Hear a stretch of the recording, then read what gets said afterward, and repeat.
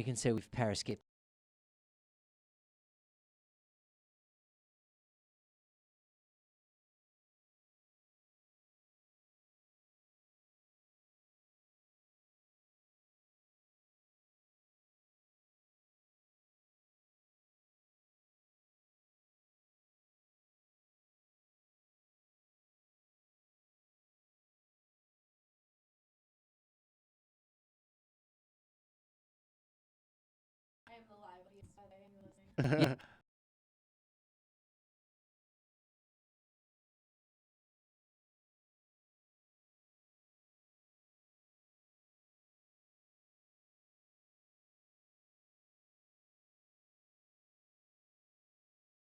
Like, where I'm just typing, and it's like the green freeze. So we really need to talk a lot more. We're going to move, but with the sound on the mics, so we have to be very...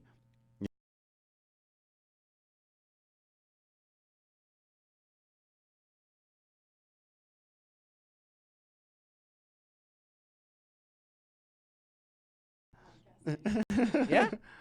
That was all for the live video. We're not even podcasting yet. That's right. We got the...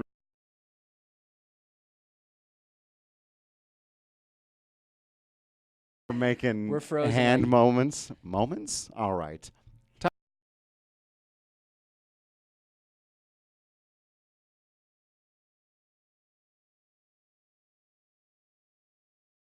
You can do it now, but if you don't do it, all right. I had poor posture before, but now.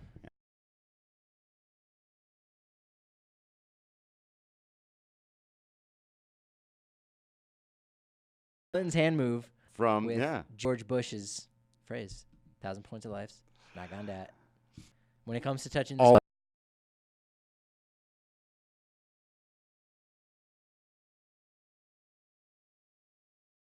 Welcome into the DNVR Rockies podcast presented by The Green Solution. Visit any one of them.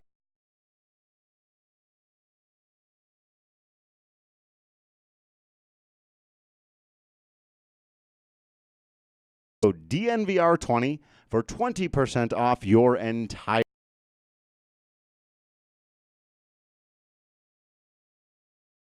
DNVR Rockies, and alongside me is beat writer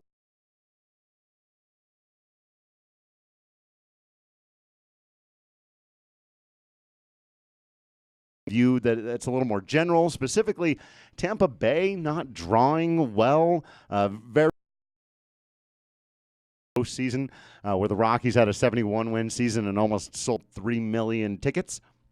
We're going to give you a little bit of an update on the Arizona Fall League and what's going on down there for some of the Colorado Rockies prospects. But I want to begin here with some of the questions we've got coming in from people watching us live on Periscope. We're going to try to make these, I think, a regular thing on Tuesdays. We're getting going a little bit later than intended today, but around, the 3:30 to 4:30 time every Tuesday for you, talking Rockies baseball, off-season stuff, things around the league. And so we want to prioritize first the questions in order they came in here. I want to throw this first one to you, Patrick, because I've talked about it a little bit. But Benjamin asks, do you think Hilliard will have a starting spot next season? Sam Hilliard. I believe that's the one, correct? Ah, yes. Young Sammy Hilliard, as he's referred to by certain members of the front office. He will have a starting spot with the Colorado Rockies next year, but I don't think it'll be at the beginning of the season. I think it'll take some time, much like they were able to do with Tapia and Dahl, for better or worse, back in 2018, last season. They're slowly going to blood those guys into the starting mix, and it'll be a little while until he gets that opportunity. Of course, injuries could totally derail that theory, and it becomes a matter of him starting right away from the get-go, playing some center field when David Dahl needs some off days, starting in left, starting in right, depending on whether or not Blackman's in the lineup.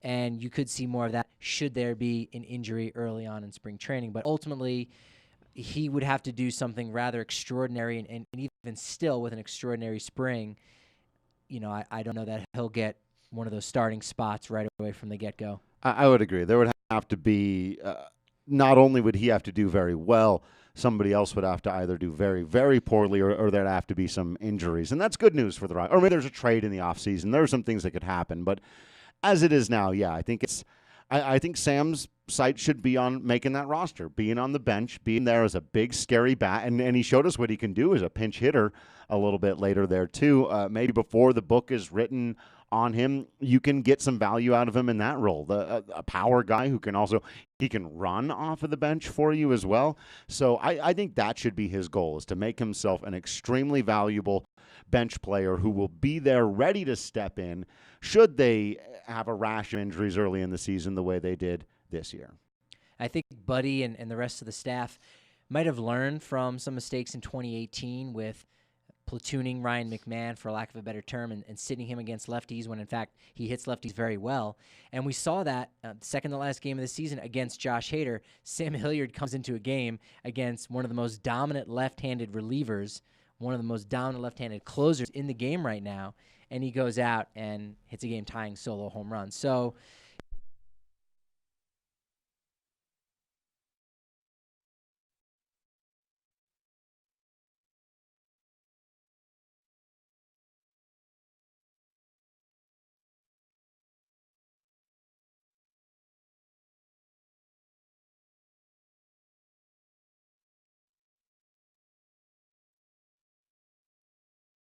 once in a while, and apparently the Review Journal recently wrote, this also coming from David, that Vegas could be home to the A's, according to the MLB commissioner. We know they've had a difficult time finding permanent residents out there in Oakland, and even when they've had permanent residents out there in Oakland, it's been, well, universally joked about as not the best facilities in the game. So what do you think, Vegas? Absolutely. Baseball, they love playing a nice game of chess to get themselves a free stadium. As I think They don't all play sports. chess in Vegas. No, that's they don't allow that. maybe some shadow boxing, perhaps, Yeah. if you go real deep and know what that is. But ultimately, navigating and moving these pieces around in the way they do could help them get to 32 teams. So you move Oakland to Las Vegas. Well, that takes them out of the mix, obviously. But then when you expand to 32 teams, which should be coming in the next 5 to 10 years, then Oakland may be back in play and say, all right, now that you guys are on the outside looking in, it's going to require a brand new facility, and you need to get that stuff together on the quick. So we saw the area in Nevada, really make the push for that. Henderson, kind of under the light of day, was trying to work in secrecy with Arizona. The Diamondbacks are having some issues with Chase Field right now, and they're trying to work that out, either to get a new stadium or get some breaks, because they're arguing about whether, if is it the Diamondbacks or is it, the city of Phoenix and the state of Arizona that needs to make those repairs to Chase Field, since they still have a few more years left to go in that lease. So Henderson tried to negotiate something with the Diamondbacks in secrecy. Couldn't get that done. You see Las Vegas trying to do that now with Oakland, and I think that can be a real possibility.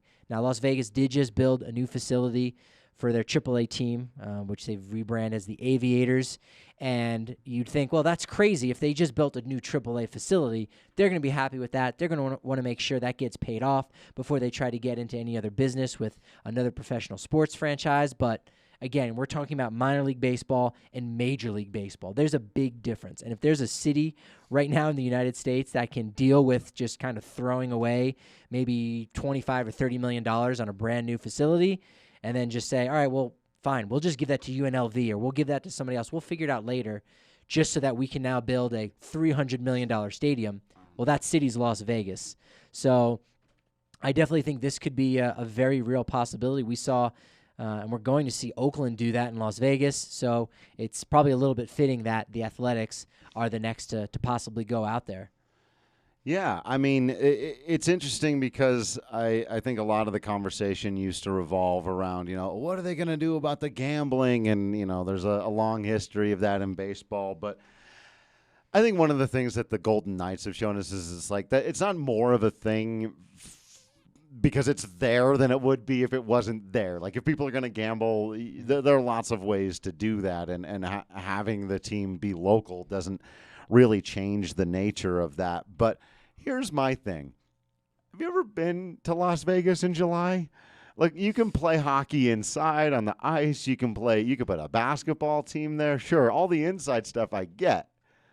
But that team can't have day games. That's the one thing I think about, like 110-degree day game, bacon in the desert. Like, that could get brutal. That can be bad. Yeah, well, the Rangers, their new facility that they're going to have next year in 2020, just took apart Globe Life Ballpark. They're still going to use that. I think there might even be a soccer team that is still going to be able to use that facility. So they're going to try to salvage that site. But their new facility for the Rangers is going to be air conditioned. So, if they've kind of figured out a way to deal with that, and we'll see the science behind it if it does actually work, and either there's not fly balls flying out left and right, or the home runs are suppressed entirely because of this air conditioning. We'll see what happens. But they figured out a way to kind of combat those extreme temperatures.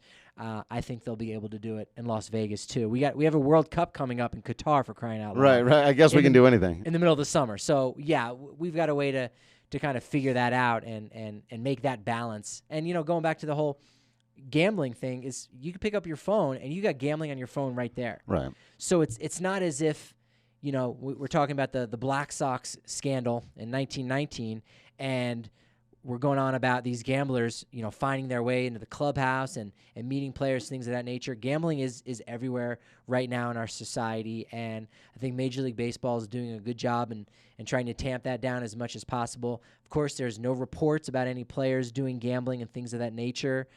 If baseball found out about that, I imagine they would probably want to suppress that to a certain degree. Sure. But I think ultimately that stuff is being managed, and it's, teams are doing a good job talking with their players about it and trying to avoid it in all means possible. Even the talk of fantasy sports is kind of, deterred a little bit. We know these guys, they're friends with each other. They're not just coworkers, they're friends with the other ball players in the clubhouse, and they may have fantasy football leagues that they're playing in. But since that's somewhat form of gambling, it's not really talked about too much. So they try to tamp that down a little bit. But that nightlife and whatnot is everywhere, and if you're out past midnight, your odds are you're going to get in trouble, whether we're talking about Las Vegas or Seattle or right here in Denver too. Right. It's you can get in trouble anywhere. So Contrarian Rocks wants to know, will low expectations help the Rockies as much as high expectations hurt them this year? I think that's a really interesting question. I might disagree with one of the premises, but maybe not the one that you'd think, because I do think that the high expectations hurt them this year. I think that was something we saw play out a little bit. I've talked on this podcast about Nolan Arenado having to find himself as a leader this year and the lack of energetic leadership until Tony Wolters finally found himself in the absence of Cargo and Para. But I will say this, and this is something I think is interesting. I don't think that the Rockies have low expectations of themselves going into 2020. I think a lot of the fans do. We'll see where the media comes out. I think that we got to let the offseason play out. Anyone who's in our line of work, who's out there telling you right now they know what the Rockies are going to be in 2020 is full of it. We have no idea who's going to be on the roster. We just can't. It's fine for fans to say, hey, I believe it's already over with, or they're going to win it all, or what. That's fine. But people, we have to be a little more measured than that. But the Rockies themselves aren't going, well, we're not spending money, and we just won 71 games, so we're going to come into spring training, and we're going to try our best. I know that's how it sounds in some people's ears, but they fully expect, 100% fully expect to be in the postseason picture next year. Low expectations are going to happen, I think, for this club. You talk about predictions and projections as to what the team's going to do next year. I don't think after this offseason we're still going to be able to figure out how good this team is, or how bad, or how mediocre. I don't think there's any way of really knowing. Right. Even if they go out and get a guy that you like in Tanner Roark, even if they make a trade and let's say maybe they bring in Trevor Bauer, a guy whose father went to the School of Mines down in Golden, little known fact. Yeah.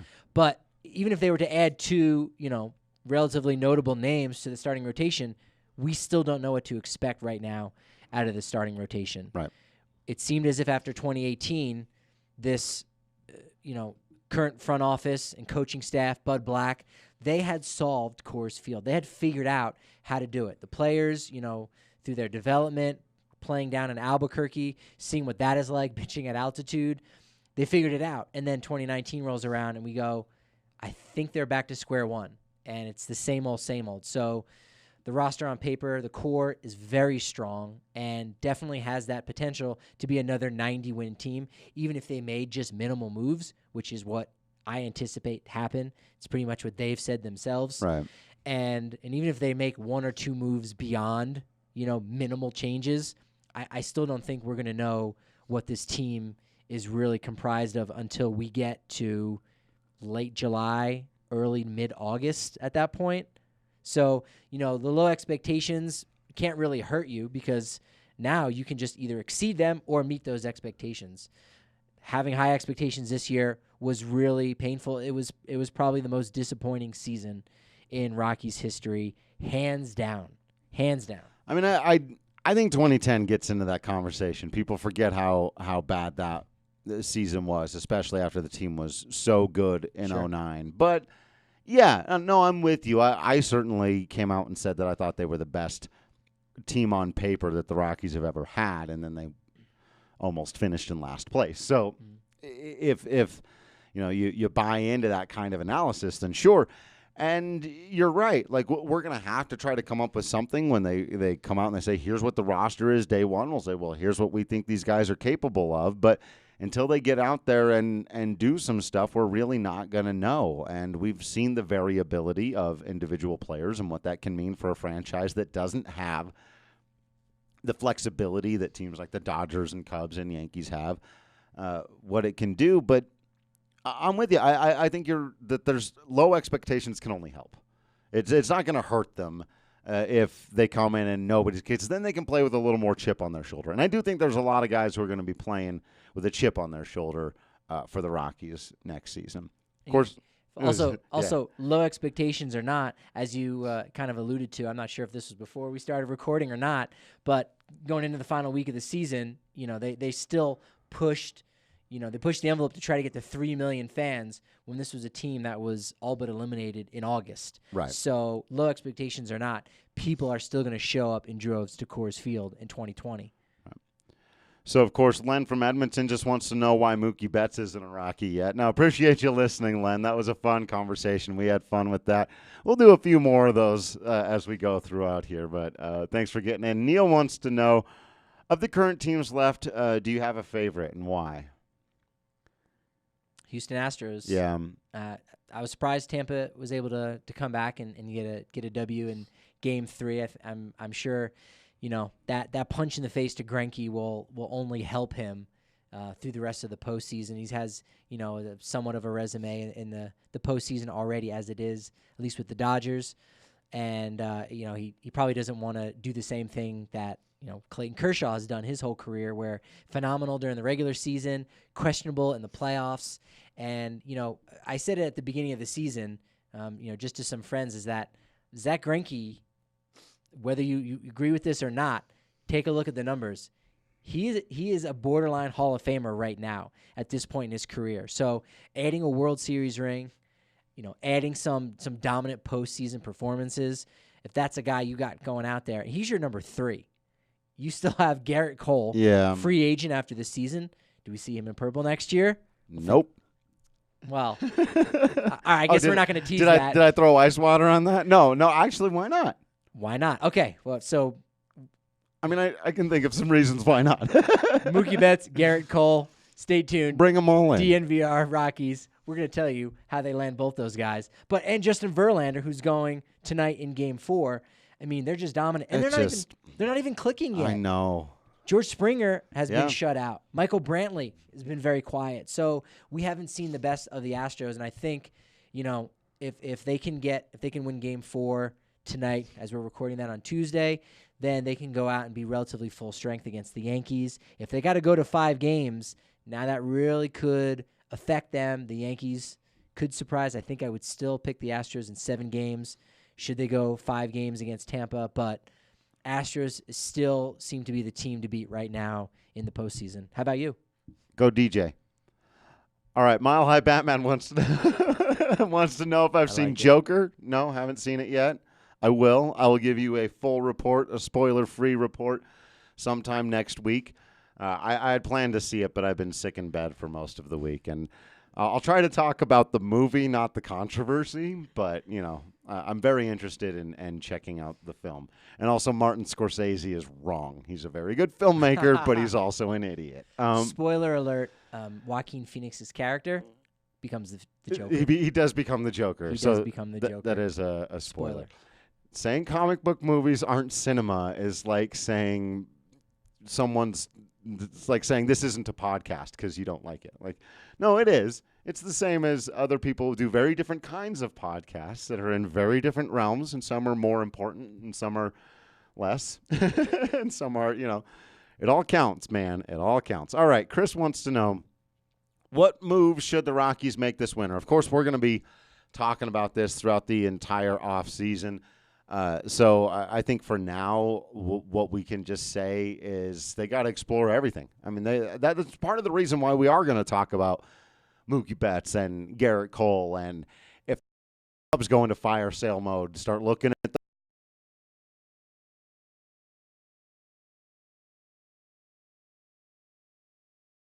the 1-3. But there's a lot that can be done this winter. What they have to do most, and Bud Black pretty much said this earlier today on MLB Network on SiriusXM Radio during his Tuesday spot, is that they need to be creative. And they said essentially that in the media availability. They're going to have to be creative. And the more creative that Jeff Bridich and his team can be, the better of an offseason they're now. I don't think we've seen too much creativity out of them in trades. Obviously they went out, they got Germán Marquez. That's fantastic, but that wasn't really a piece that came to fruition for a couple years at that point. So the moves that they're going to need to make need to have an immediate impact on the roster. So if they can be creative enough to remove some, bloated contracts from the roster, and go out and spend some money on some free agents, because there are a lot out there. There's, I haven't seen any exact numbers, but there's essentially more free agents this year than I think ever before, because the last 2 off seasons, we saw that a lot of guys were getting 1-2 year deals, and teams were just being, very chintzy with these long-term contracts. There was some talk of some collusion going on, and that's quieted for right now. We'll hear it again eventually. Yeah, it'll come back up. If Anthony Rendon and Garrett Cole don't really get their money until mid-December, we'll be talking about collusion yet again. But all those guys signed 1-2 year deals, so that every year they keep coming back up. And so when you look at the list of free agents, you'll see some new names, but you'll still go back and you'll see Nick Hundley's name again as a free agent, Jonathan Lucroy's name again as a free agent, Yasmani Grandal back again as a free agent as far as catchers go. So, there's a lot of creativity that can, really change the face of the franchise, free up some money, then go out and grab guys on 1-year deals. It worked for the Minnesota Twins. Right. They got Jonathan Scope. They got Marwin Gonzalez. They got Nelson Cruz. They signed all of those guys and went out and had a fantastic season in the AL Central. And they were only able to do that because they had the financial flexibility and, maybe they had the cojones to go out and sign those 1-year deals and give those contracts to those guys. So creativity really is the bottom line this offseason for the Colorado Rockies. Absolutely. Along those lines, 2 similar questions here. Devin says, do we foresee any assistant coaching changes? And Nolan's Minecraft account wants to know, since the Rockies will probably have another boring offseason, do you think they should invest some in the pitching down in the minors? And so I would suspect, at least throughout the organization, there's always some shifting around. There will be some coaching changes. I wouldn't hold your breath for something major if you're one of those people that thinks they need to clear house of Darren Holmes and Steve Foster or Dave Magadan and Jeff Salazar. I'd suspect most of those guys are going to be back next year, as will Bud Black. I could see them doing a lot of adding, and I think that that's probably the right way to go, along the lines of Mr. Nolan's Minecraft account bringing up here. Investing in, we've talked about before, investing in the R&D, in the analytics department, and doing things like this, bringing in some extra hands to help with the minor league development of the pitchers, or with the major league development of the pitchers, or mental health coaches, all kinds of things you can do to get the most out of the roster without changing it necessarily. So we don't really have any inside information on whether or not they will be doing these things. And actually, I should throw in a third question here, because all in a row, these are in the same area. Tom asks, what will it take to get a president of baseball and upgrade the analytics department? Now, they are upgrading the analytics department. I think the key question there is, what will it take to upgrade the analytics department enough that it catches up to everybody? Because that's really they've admitted that they were behind. They need to catch up. The question is, can they? I think they're going to try. I have no indication that they're interested in adding a president of baseball operations, or just some sort of go-between for Dick Monfort and Jeff Bridich and the media and everybody else involved and making those kinds of decisions. I haven't heard anything along those lines. I think it would be a good idea, but for now, I think the more important thing really is the analytics and the R&D, and making sure that they're investing in these kinds of behind-the-scenes operations that can make an immediate impact on your on-field results. As far as investing in minor league pitching, the only way you're going to be able to do that is if you have someone of great talent, or it's controllable, it's cost-effective, and you basically ship that guy off to a contender and you bring somebody back. So we're not gonna see that this offseason, even with the glut of outfielders that they have, any of that depth. My take on it is that ultimately they're gonna have to pair an outfielder with a contract they don't like, and just kind of wash their hands of it and say, we'll give you this really talented player if you pay for this other guy that we kind of want to go away, and you don't get back anybody, and that's fine. Ryan Rolson, he struggled this year. Once he got promoted to Lancaster, he was phenomenal in Asheville. My prediction this season was actually that we would see him at Coors Field in September if the team was contending. So that didn't happen, partially because the team didn't contend, and partially because Rolson had so many issues at High A Lancaster, but he was ridiculously talented and pitched incredible in Asheville. So dominant in Asheville. So he'll start next year, he should, at Hartford, and he could be that next guy. There's nobody else really jumping off the page. If you believe in Ashton Godot, who we might talk about a little bit more, he's doing well in the AFL. It was announced today on Tuesday that he will be the lone representative for the Rockies in the Fall Stars game in the Arizona Fall League. So as far as the investing in minor league pitching, you're doing that in the draft, and that's just something that will take time.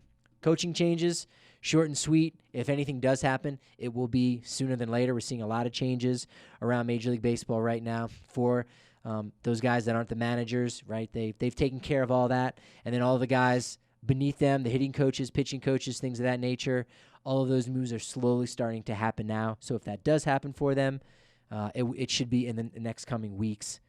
And finally, upgrading the analytics department. There's no way that they can do that in 1 year, maybe even 2 years, probably not even in 3 years. I think a lot of what makes a successful analytics department is trial and error, and that just takes time. So they did that a little bit this year, I think.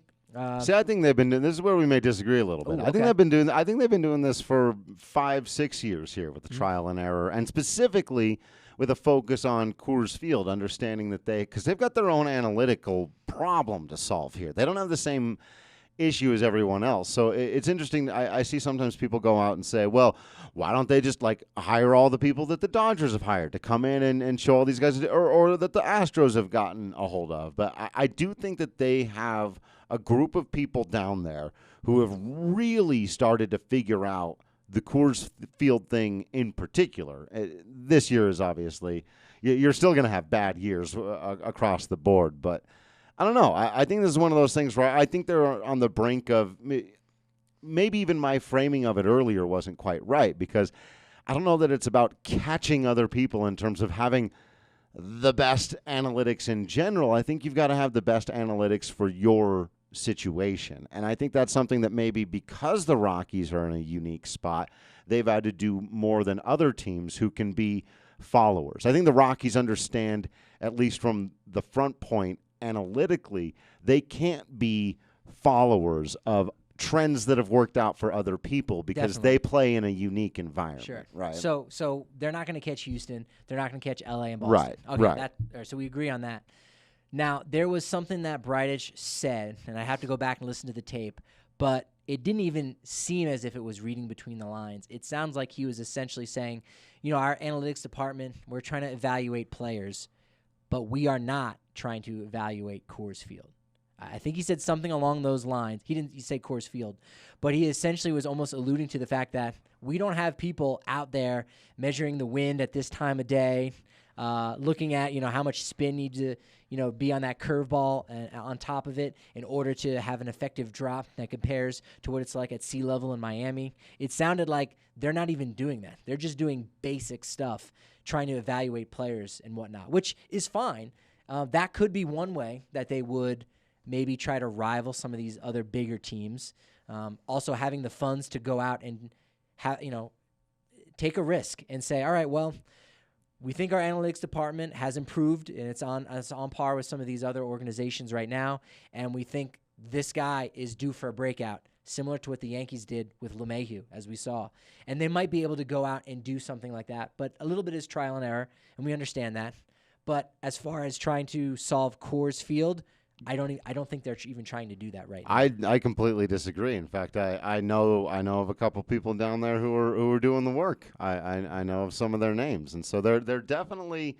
I think they play it coy publicly because the conversation is so frustrating and so misunderstood, not just nationally, even locally. That anytime Dick Monfort or Jeff Bridich mentions Coors Field and trying to do something about it, they sound like they're complaining or that they're making excuses, that they're making it the primary reason why they don't succeed, and then that filters down into the rest of the organization. I think there may have been some of that in the past even, but... And then during the press conference, they were trying to avoid the injury thing.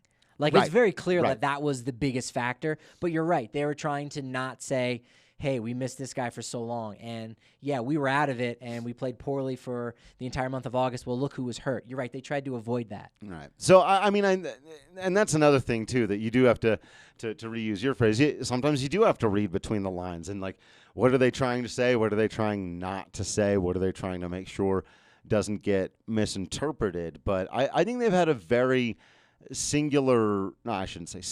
very pinpointed focus on Coors Field, where they didn't before, from an analytic point of view, at least starting about 4 or 5 years ago, most specifically when they brought in Mark Wiley to oversee pitching operations. But ultimately, how much that does or doesn't impact, like that's an area where whether they're doing it or not, they need to be going full throttle. They need to whatever the investment is needs to be doubled or tripled in that department, because they need to understand their own unique issues and why throughout their entire history they've never been a good road hitting team, and why, despite the fact that it's way harder to pitch at their ballpark than it is on the road, do most of their best pitching seasons guys are better at home.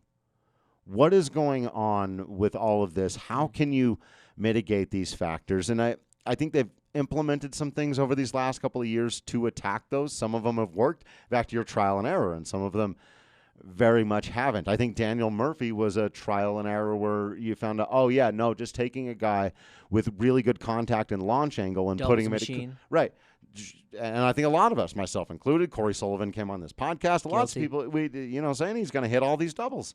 Mm-hmm. And it made sense, but we're learning more and more it doesn't just work that way. And I think that that's part of why they've been such a build from within team and why they should be more of a build from within team. Or if they're going to like, I think the best way to take guys from outside the organization, like you were talking about earlier, it's the Marquez route. It's bring them from outside the organization, but when they're young and when they can still come and be in your system and kind of figure out Coors Field from their first day in the majors, and not something that a 33-year-old who's been playing this game one way for 32 years, well, now you got to figure out this whole different, unique environment. You know, hearing you say that, I was going to go off on one tangent. Now there's another of the idea of building from within. Okay, we get it. And the reason we know they need to build within, at least for right now, to a degree, is because they tried something. They spent $175 million on Mike Hampton and Danny Nagel in the same offseason, and it didn't work. But they tried it, and now they know. So for that $175 million that they lost out on, they saved several hundred more millions of dollars each and every offseason after that, which is fine, which is great. And they got to, continue to do things like that. But, I tend to wonder, maybe this building from within, again, while I agree with it for right now, they can't do that for the history of their entire organization, because at a certain point, that's not going to work. You have to adjust. That's what analytics is. That's what Moneyball, that's the origins of Moneyball. Moneyball wasn't about OPS.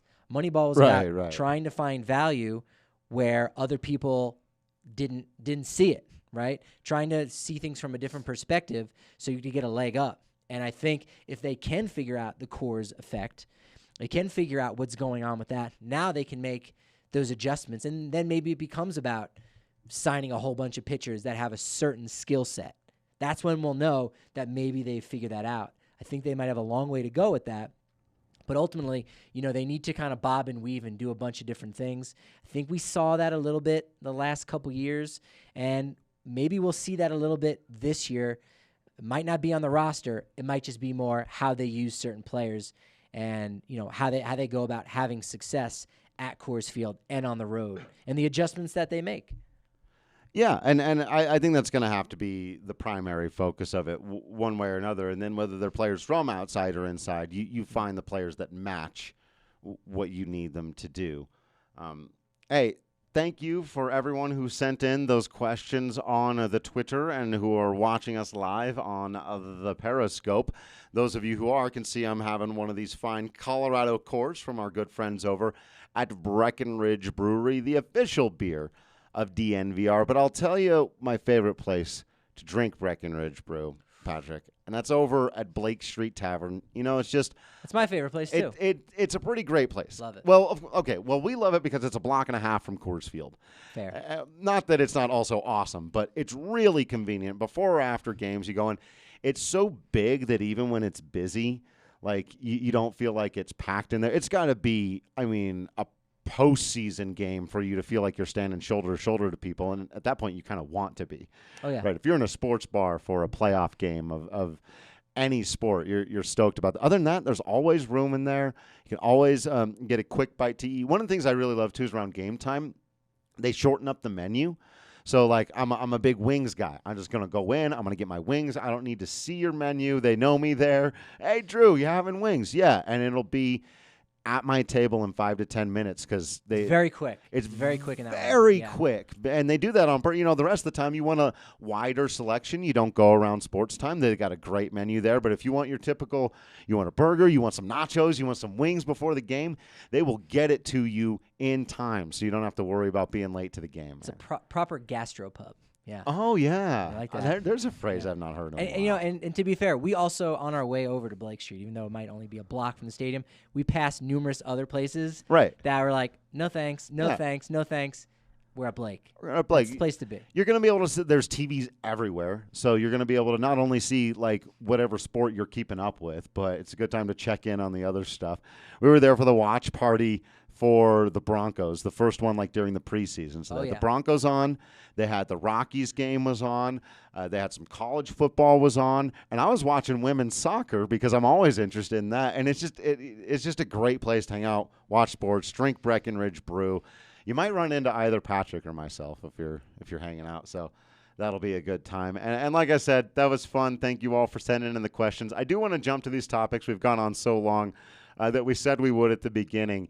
And Patrick, I just want to get your thoughts real quick here on the Tampa Bay Rays, since you suggested this one. It's brutal, man. And people will remember the Rockies began their season in Florida, and it was uninspiring to be out there playing baseball games in mostly empty stadiums. But a postseason game, is this, and does this fit inside the larger conversation of there's a big fight? Is baseball in trouble? There's certain viewership is down, certain viewership is up. Everyone's twisting and turning the numbers how they like. There's some places where attendance is way down, some places where attendance is way up. But I think it's one of the reasons why you might see Tampa split half their season with Montreal. That's right. Because they're just not coming out.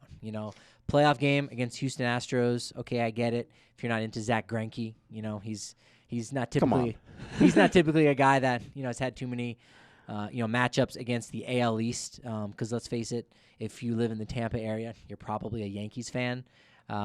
There's some Boston folks down there as well. But, and to be fair, go back to even September when Tampa's in the hunt for a wild card spot. They play the Yankees, and they're getting about 17,000 for the Yankees. So not even Yankees fans are showing up to that stadium. The traffic is atrocious. We know how bad it is in L.A., but they do eventually get there by the third or fourth inning.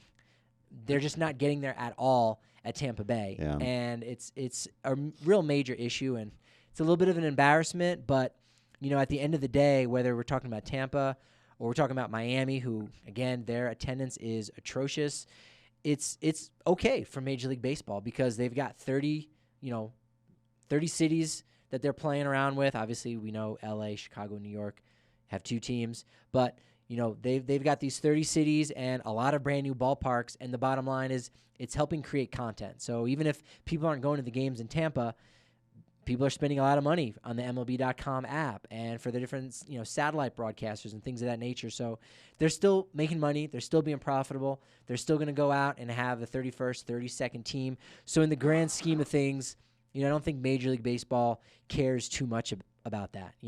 As a fan, that was always something I was always curious about. I can remember my dad and I, when there was baseball in Montreal, we would say, all right, how many do you think were at the Expos game last night? And we'd pause and go, all right, it's Tuesday night. Who are they playing? Are they playing the Mets? Oh, the Mets are doing really bad this year. All right, 7,000. And it was like, nope, 4,000. You're like, oh.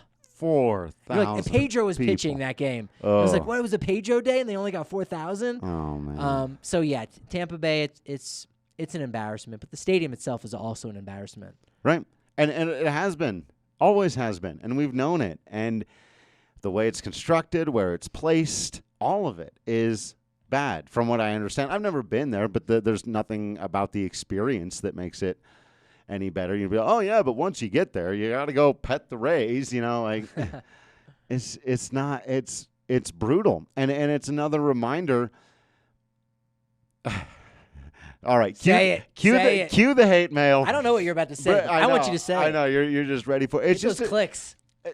People oftentimes roll their eyes when you're talking about the Montforts and they go, yeah, but I guess, nice ballpark or whatever. And it's like, no, not or whatever, though. Like, it's a really nice ballpark. It's a really well-located ballpark. It's a ballpark that has given back an extraordinary amount to the community. There are lots and lots of local business owners and patrons who owe a great deal, who've never once been to a Rockies game, who get benefit out of that. Where we're talking about, greedy owners in Tampa or Atlanta who have gutted their own fan bases, who have taken money from their fans and done stupid, selfish things with it, or think not at all about the community when they're building their stadiums or any of the other things that they do. And so it does get under my skin a little bit that the Montforts are actually really good for the community. They give back a lot, like even outside of the Coors Field thing. The McGregor Square is going to be another phenomenal contribution to that was the next community. point. Yeah, right. That's the community. That's not just Coors Field. That's saying we want you to come down to Lodo and have an amazing experience and say, you know what, we need to address the fact that there's no Hall of Fame right now at Coors Field. we're going to fix that right across the street, McGregor Square. We're going to have like watch parties, things of that nature, and it's going to really help kind of further that fan base. And for all the knocks that the organization gets for being maybe too loyal to their players, well, they are maybe too loyal to their fans. And right, they don't gut the team. They're not, tanking. They always do their best. Yes, there's years where that you've gone to games, of course. You know that this team is not a playoff contender, but there's plenty of pieces that they could sell off and and get something decent for when they're at the top of their value.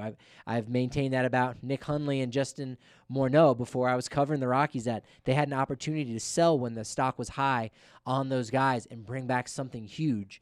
They very famously had an opportunity to trade Jorge De La Rosa when he was going to be a free agent and could have come back in 2 months and got Eduardo Rodriguez. But that didn't go down because they were too loyal. But they also very famously had an opportunity to trade Todd Helton to the Boston Red Sox the year before the Colorado Rockies went to the World Series and lost to the Boston Red Sox. Yeah, which, okay, like, how much more brutal would that? No, they probably don't get to the World Series without Todd Helton, but can you imagine Helton playing in another jersey at any point in his career, let alone against the Colorado Rockies in their only World Series appearance? So there are plus sides. Here's an interesting topic.